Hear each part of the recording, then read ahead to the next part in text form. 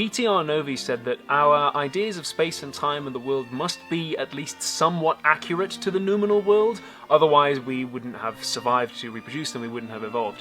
That's something that a few people always will raise when you're doing your undergraduate philosophy class on Kant. Somebody always brings up the evolution argument, but it assumes that the best way to survive the noumenal world is to have an accurate idea of it, which is to assume something about the noumenal world that we couldn't know unless we'd experience it, which is impossible. More recently, I did a collaboration with Animal Logic, and we talked about what knowledge is and how you can get knowledge and whether octopuses are intelligent, which was a lot of fun. So let's look at some comments from that. We talked about the difference between knowing that and knowing how, where knowing that is knowing that something is true, and knowing how probably means that you could succeed at doing it, but you have to understand the connection between your trying and the results. Steve KN asked whether knowing how is just lots and lots of knowing that's added together. So if you know that... I'm sorry.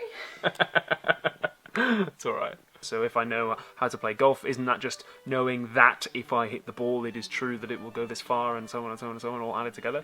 Well, I mean, yeah, you could say that, but then there might be cases where you think, you might ask somebody, oh, hey, you know how to cure this disease, for instance, and they go, oh yeah, I know how to cure this disease, and you go, oh, so you know that if you rub this leaf on the wound it contains this chemical, and so on, and they go, oh, no, that's not true, but, you know, the leaf has the spirit in, and the spirit does the healing. That's what it is.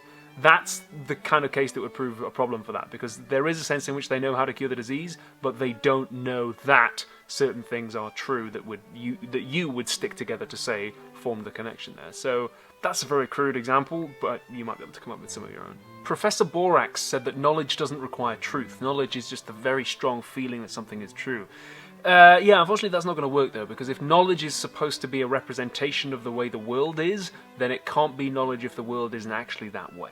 Those are all the comments we've got time for this week. Subscribe to get more philosophy videos from me, and if you go to patreon.com/philosophytube, you can earn rewards by supporting the show.